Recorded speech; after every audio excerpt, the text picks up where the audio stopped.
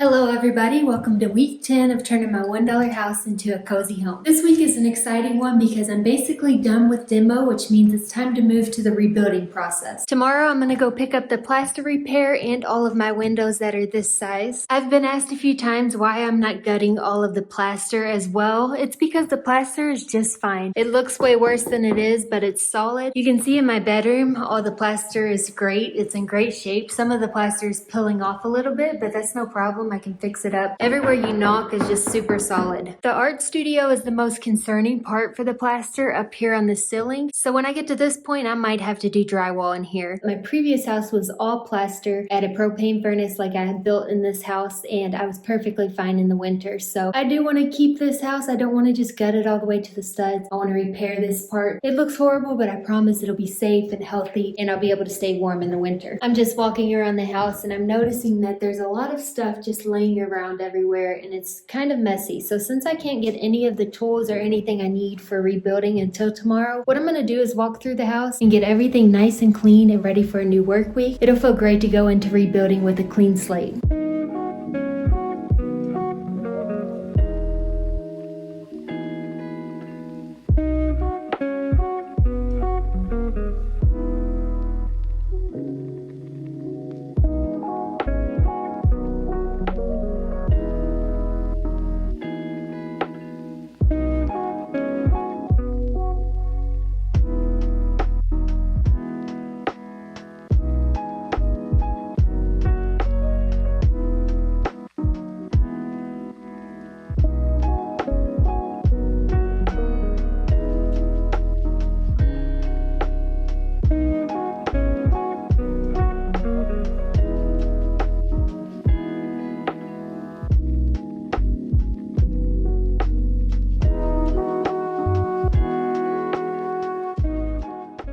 Okay, wow, this house is starting to feel like a home. Every single step that I do, now that it's nice and clean, it smells better in here. It's gonna be so much more fun doing the rebuilding process. And I actually wanna keep this momentum going of cleaning the house. So I'm gonna go ahead and shop back all of these areas and get it super clean in here.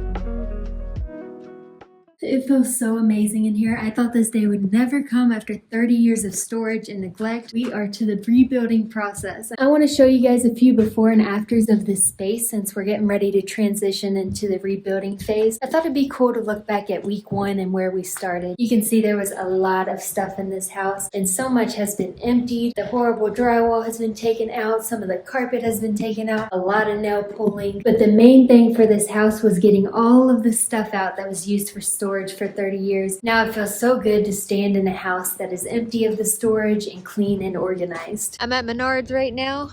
I have my stack of stuff right here. I have some patching plaster and a lot of joint compound. Shit, somebody come after my order. I see somebody else has got some mudding and taping to do, huh? Yeah.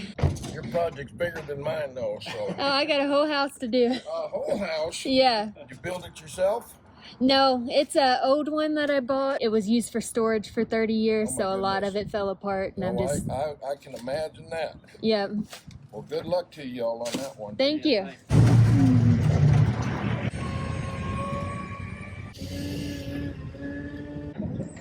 I'm back from Menards. I have all of the windows right next to the windows that I'm going to swap them out with. I got my joint compound right here and all of the plaster repair and everything needed to fix all the walls. Today I'm going to work on switching out the windows in my bedroom. While I'm doing that, the electrician just got here. He's going to be doing some work as well.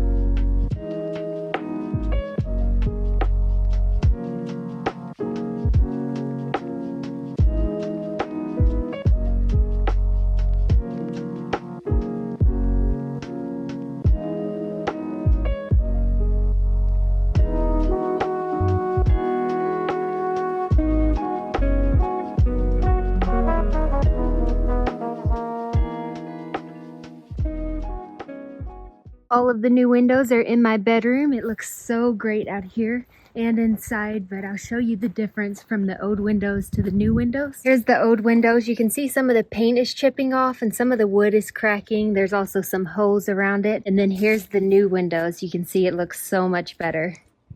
While I was putting in the windows, the electrician did a lot of work. All of the outlets are in the right spot and all of the light switches are in the right spot, as well as all the lights. Before he can put in the light switches and outlets and actually start making the electric work, I need to put up the drywall in the bathroom and in the kitchen. He's gonna go ahead and put the outlets and light switches in the plaster rooms though, because I'll just be doing plaster repair so I can work around them. This means very soon I'll have electric in all the plaster rooms. Here's my closet full of stuff I decided to keep from the house clean out. I have these 2 old light fixtures and I really want to use them. I talked to the electrician and he did some wiring for me. He did some wiring in the bathroom right here. This is where this is gonna go.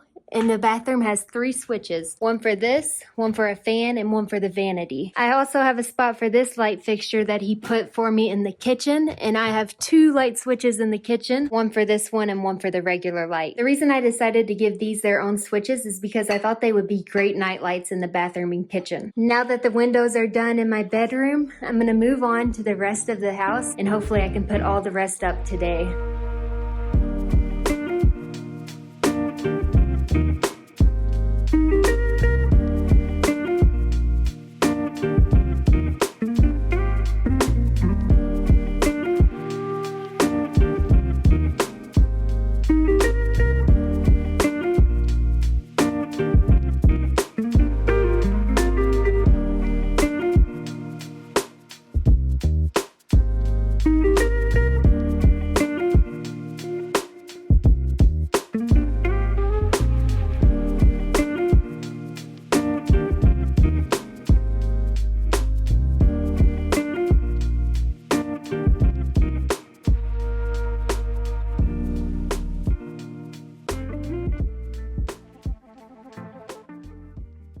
The second window in the kitchen has a rotted windowsill right here. So I'm looking back here at all the wood and we found one identical to it. That's the perks of still having all of these old windows laying around.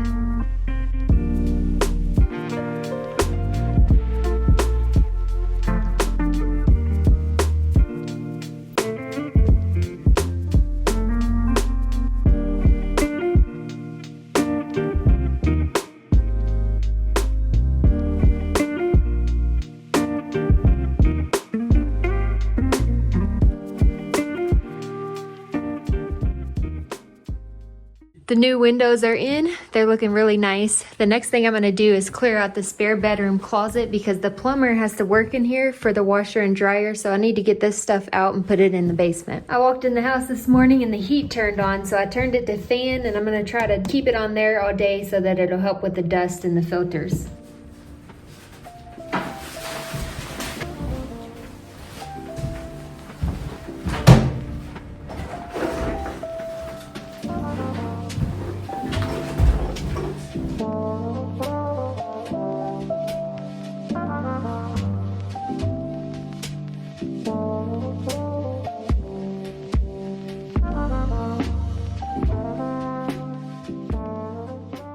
I'm deciding what I want to keep from the spare bedroom closet. I definitely want to keep these old pictures that I found. They're really pretty, and once I dust them off, I'll be able to hang them up somewhere in the house.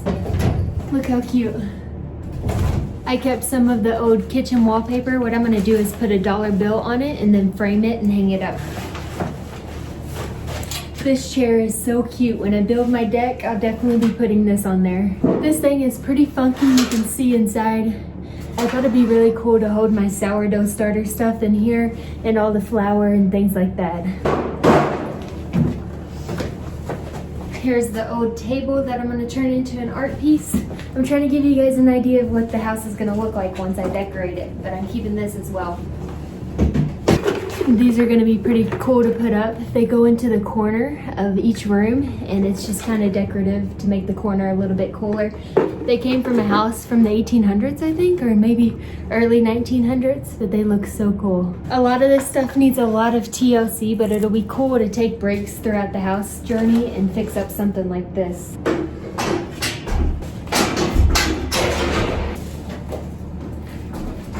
I'm trying to decide which bed frame I want to keep, so I'm just keeping them both right now just to make my decision. The wooden one would look so good with wallpaper behind it. This one would look good with wood paneling behind it, but I'm not sure which one to keep yet, so let me know which one you guys like the best. I decided I don't want to keep this because I'll be repurposing a clawfoot tub in the bathroom, and I figured after I'm done with that, I won't want to deal with this too. I just want to buy a new vanity. While I was doing all that, my dad might have found a well out back right here, so I'm gonna go out there and see what it is.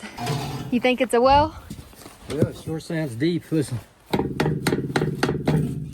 Let's see if we can find a little rock or something, see if it hits water. Okay. All right, we need a rock. We need a rock big enough to be able to hear it. A splash, but small enough to fall down in there without getting stuck. What if we hear a splash? That'd be so cool. All right, here it goes. Oh yeah. Oh, that is awesome. I have a well. A well costs like $6,000 to be put in, so this is an awesome find. Yeah. You might be able to get away with just buying a pump.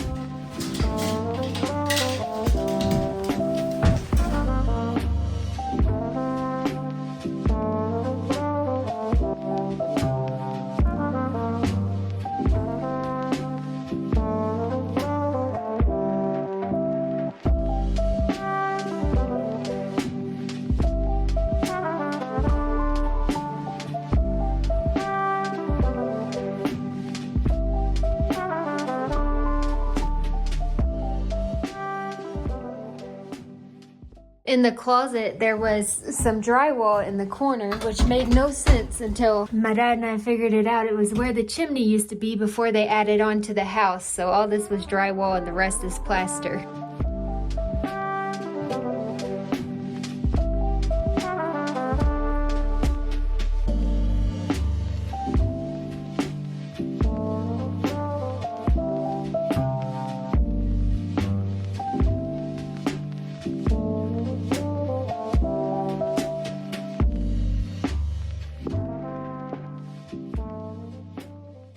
I'm getting ready to cut this off with this tool right here. I'm getting the bathroom ready for the plumber to come start.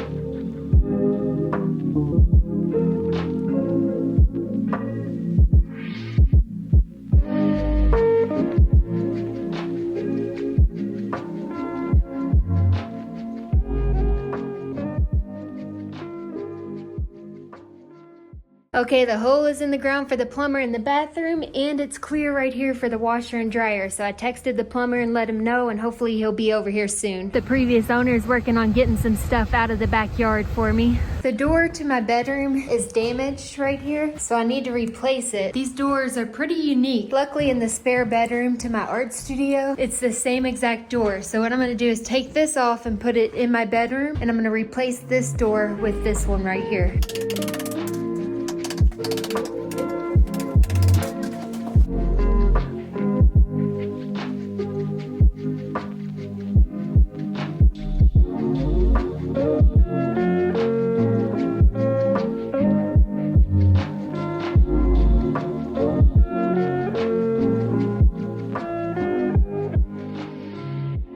I really wanted to put this door up for you guys in this week's video, but it turns out the bottom of the door is skinnier than the top, so I'm gonna have to buy a few things to be able to get it in here perfectly. We've reached the end of the video. It's around 5 p.m. on Saturday, so I don't want to start on the plaster. I'll start that in next week's video. So be sure to subscribe, turn on your bell notifications, and I'll see you next Sunday at 8 a.m. Mountain Time.